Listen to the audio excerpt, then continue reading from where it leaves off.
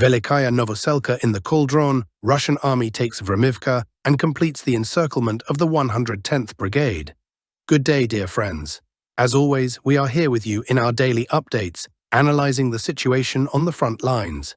It seems that we are witnessing a turning point because across several sectors, we are seeing something unprecedented.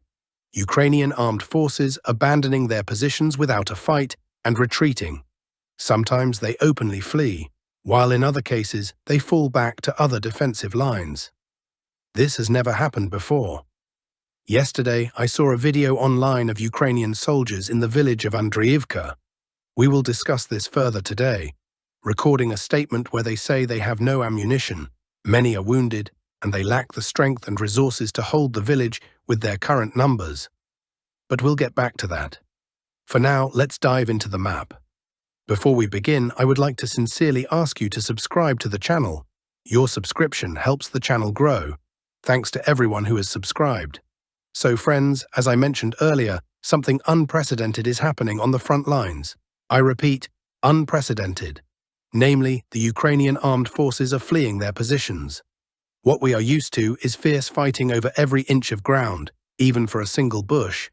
But now we are witnessing a total retreat. Just yesterday, we discussed areas like Velyka Novosilka and Pokrovsk. But now, only 24 hours later, there have been significant changes. Not just minor advances of a few hundred meters, but much more substantial gains. Let's break it down. The Velyka Novosilka area. What has happened in the past 24 hours? Just yesterday, Russian forces reached the southern outskirts of Vremivka. In less than a day, the entire settlement has come under Russian control. The maps haven't been updated yet and still show control over only the southern part, but that's an issue with Ukrainian mapping. As always, it will take a couple of days for the updates.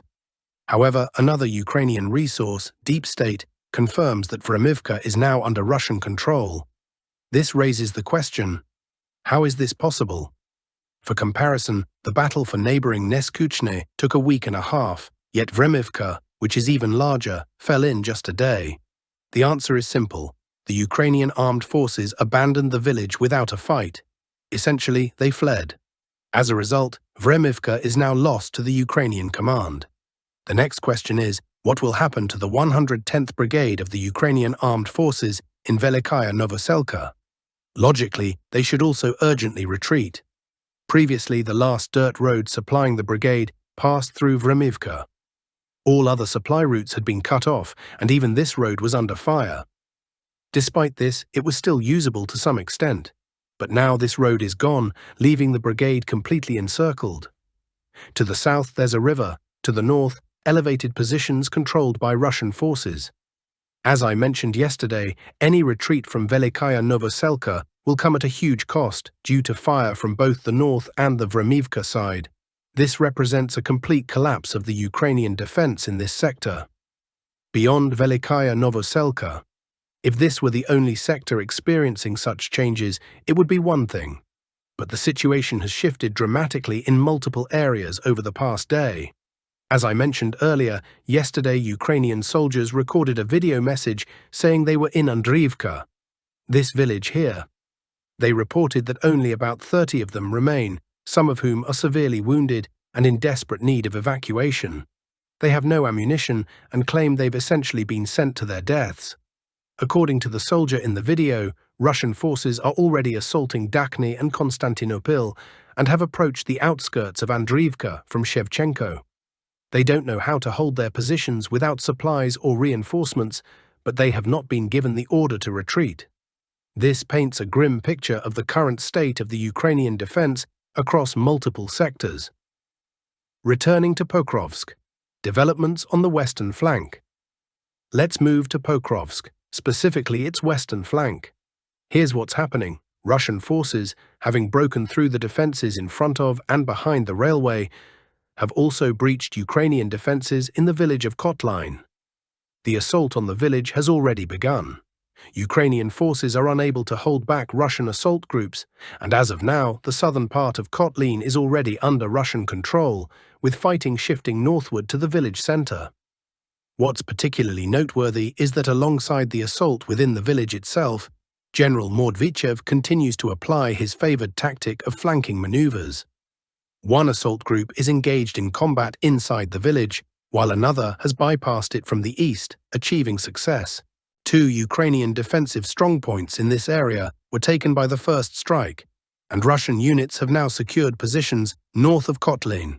They are advancing toward the Pavlohrad-Pokrovsk highway, with only 3.5 kilometers remaining to reach it. If Russian forces manage to capture this highway, it would effectively cut off the logistical supply lines for the Ukrainian garrison in Pokrovsk. Additionally, fighting for the large settlement of Hryshyn is expected to begin soon. Rapid developments in Udachne.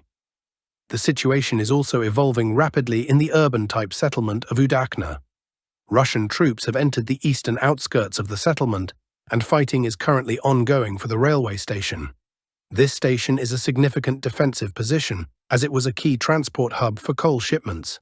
However, with the fall of this station, it is expected that Udachne itself will also fall, forcing Ukrainian forces to retreat north toward the mine. This mine represents a powerful defensive node, being the largest in Ukraine. It is clear that the Ukrainians are building up defenses there to slow the Russian advance further. Developments in Chasiv Yar. Moving to Chasiv Yar, a video has surfaced confirming that the fortified area around the refractories plant has fallen under Russian control. Additionally, the Novyi Chasiv Yar neighborhood was captured by Russian forces yesterday.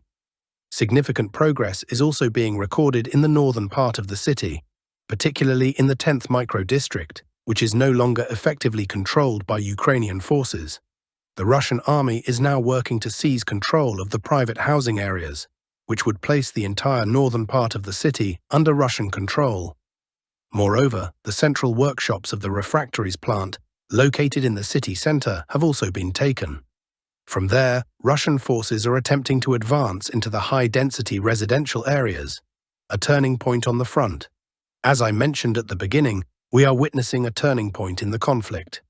The Ukrainian armed forces are increasingly unable to repel Russian assaults and are often abandoning their positions without a fight, as we've observed across several fronts in recent days. Novopavlivka sector as of January 17th. The situation in Udachne mirrors the collapse in Velyka Novoselka. Although the final fall of Udachne and the destruction of its garrison, the Udachne pocket, have not yet occurred, it is an inevitable outcome.